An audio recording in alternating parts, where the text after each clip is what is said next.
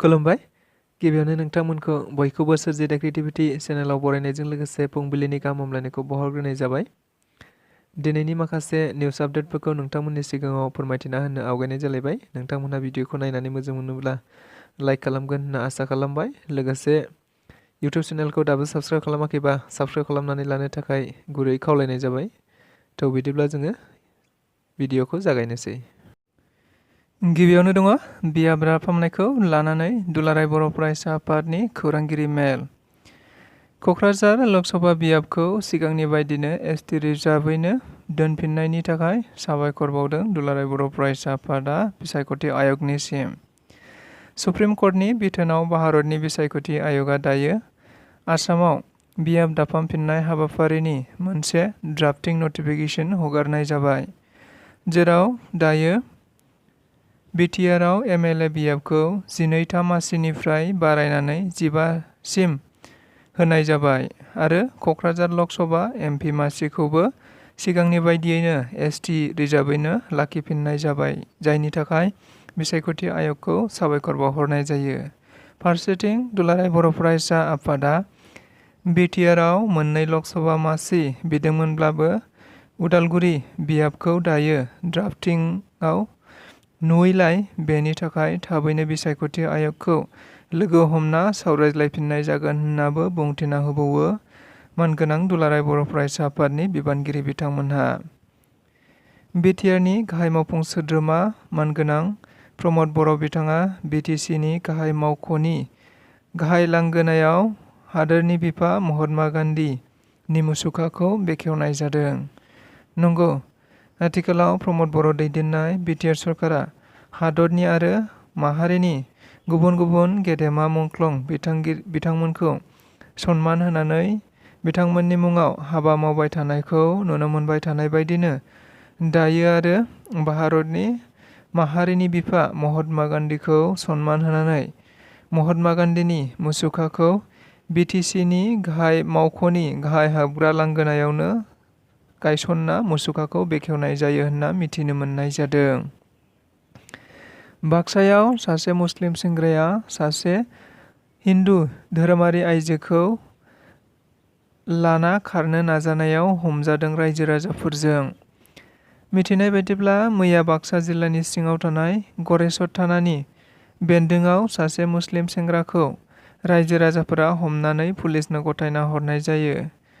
जाथाया जादों आथिखालाव बेबायदिनो गोबां जाफ्लेबाय थानायखौ नुनो मोनबाय थानाय जादों, जेराव गुबुन सेंग्राफोरा मोजां मोनफ्लायनायनि फाव फान्दायनानै गोबां आइजोफोरखौ जिउआव सिलिंखार खालामबोगासिनो थानायखौ।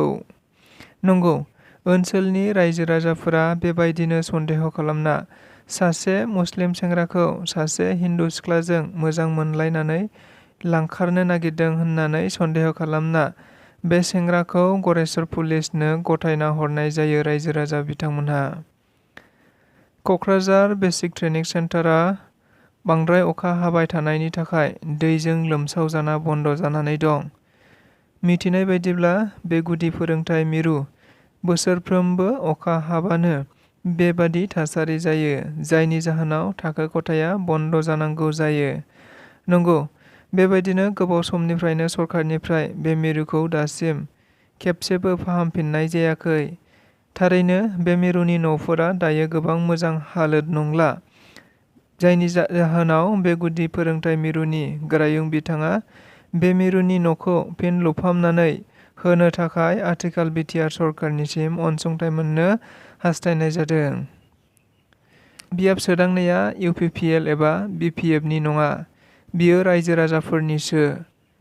फैगौ 2026 मायथाइयाव फिन भारतआव बियाब सोदांनाया जाबावगोन। बाथ्राखौ बुंदों आथिखाल बिटिआरनि गाहाय मावफुं सोद्रोमा प्रमद बर' बिथाङा।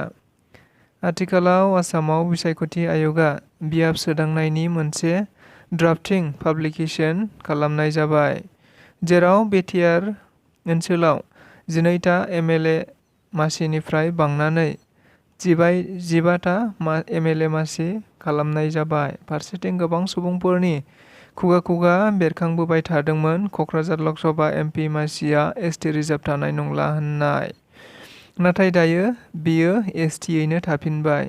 नंगौ, बेखौ लानानै बिथां प्रमद बर'आ गोजोननाय फोरमायदों बिसायख'थि आय'गनिसिम आरो फैगौ 2026 मायथाइयाव जानो गोनां फिन बियाब सोदांफिननाय हाबाफारियाव गोबां खाबु मोनगोन होन्नाबो खौरांगिरिफोरनि सिगाङाव बुंथिना होबावदों मानगोनां प्रमद बर' बिथाङा। गहपुर हालामाव थानाय गासै ट्राइबेल आफादफोरा बियाब सोदांफिननाय सिमाखौ फिन दाफामफिननांगौनि थाखाय गोथौ आरो गुवारै सावरायज्लायनाय जायो होन्ना मिथिनो मोननाय जादों। मिथिनाय बायदिब्ला आसामाव बे फिन बियाब सोदांनाया गहपुर ओनसोलनि ट्राइबेल सुबुंफोरखौ मोननै मोनथाम बाहागोआव बोखावफ्लेदों। बेनि थाखायनो बे सोदांनायखौ गुवार आरो गोथौयै सावरायलायना माब्लाबाबो गनायना लानो हानाय नङा होन्ना बिथांमोनहा थांखि दैखांना लानाय जादों। लोगोसे बेनि थाखाय आसामनि गिबि मन्त्रि डक्टर हिमन्त बिश्व शर्मा बिथांनिसिम गांसे गोसोखां बिलाइ गथायहरनो थाखायबो थांखि दैखांना लानाय जादों होन्ना मिथिनो मोननाय जादों। बेजों लोगोसे दिनैनि रादाबा बेखिनियानो। नोंथांमोनहा जुदि नायनानै मोजां मोनदोंब्ला लाइक खालामगोन, शेयार खालामगोन आरो इउटुब चेनेलाव गोदान फैदोंब्ला साबस्क्राइब खालामनानै लागोन होन्नाबो आसा खालामनाय थाबाय। स' गोजोननाय थाबाय।